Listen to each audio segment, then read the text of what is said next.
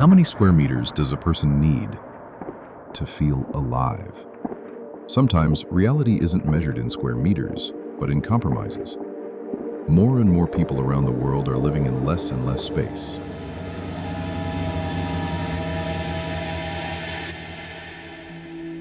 Hong Kong. Here, over 220,000 people live in so-called subdivided flats, coffin homes. These are units between 4 and 8 square meters, carved out inside old buildings, with minimal ventilation and almost no windows. On this tiny footprint, you fit a bed, a sink, maybe a hot plate. Sometimes there's a shared toilet behind a thin partition. Wong, 76, has lived in such a room for 11 years. He pays 2,900 Hong Kong dollars for 5 square meters, barely enough for a folding bed and a single shelf. Around him, students and young workers. Among them is Shin, a college student. She rents 10 square meters for 2,500 Hong Kong dollars and admits, "It's like sleeping in a hallway. It's yours, as long as you can pay." The public housing wait here can stretch to 6 years. In the meantime, people live in conditions the United Nations calls unfit for human dignity. Studies in Hong Kong show living in less than 13 square meters significantly raises the risk of anxiety and depression, especially for young people. Authorities promise improvements. New standards are appearing. At least 8 square meters, a private bathroom, and a window. But 8 square meters is still cramped, and existing coffin homes will change only gradually. There won't be quick fixes. Tokyo, in Japan's capital, more than 1,400,000 households live in apartments under 20 square meters. Takeshi, an office worker, rents 15 square meters in Shinagawa. He has everything: a mini kitchen, a shower, a table, a bed. But he says, "This isn't an apartment, it's a box with windows. When I fall asleep, it feels like someone sealed me in." Research shows the less personal space, the higher the anxiety, stress, and social isolation. Housing density is directly tied to mental exhaustion, especially in cities with intense competition and pace. Canada. Nano suites are appearing. 13 square meter student studios with private showers, kitchens, and space-saving furniture. Marta, 22, lives in one of them. At first it feels like a hotel. Then you catch yourself moving through the room like it's a narrow hallway.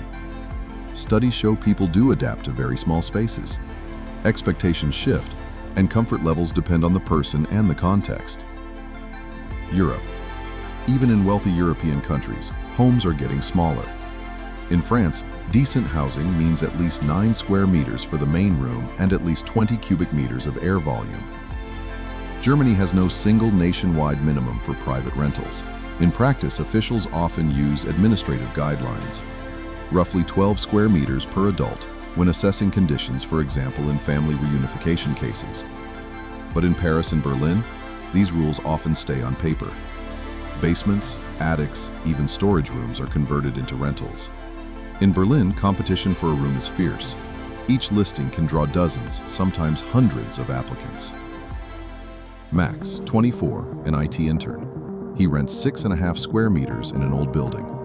A bed, a table, a laptop, and a suitcase instead of a closet. On paper, anything under 9 is a no, but here nobody cares, as long as you have a place to sleep. United States. Around 20 to 22 million Americans live in mobile and manufactured homes. For many, it's the last affordable option. Median monthly costs run about $650, roughly half what owners of typical homes or apartments pay. Kelly, a single mom in Florida, lives in a trailer with her son. I just want normal housing for $600 a month. But the lot rent keeps rising. And moving the home costs thousands. I'm stuck. There's another side too: public housing and vouchers. Across U.S. cities like Chicago, tens of thousands of families depend on these programs.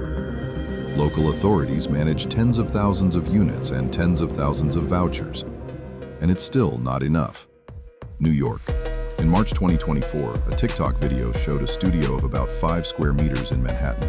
No kitchen, no bathroom, just a folding bed, a cabinet. The rent, $1,200 a month. The clip drew nearly 3 million views.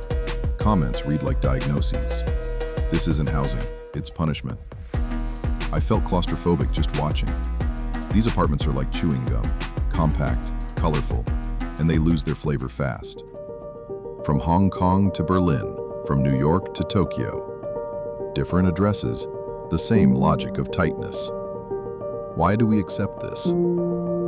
Because in the biggest cities, home prices tower over incomes. Price-to-income ratios reach double digits. Because developers keep shrinking floor plans to squeeze profit from every square meter. Because the alternative is being pushed out of the system. That's how cities are built, where square meters matter more than people. 5 square meters isn't just a measurement, it's a litmus test. How much freedom are we willing to trade for an address? Can we live outside the box? And will we ever build cities where people have enough space just to breathe?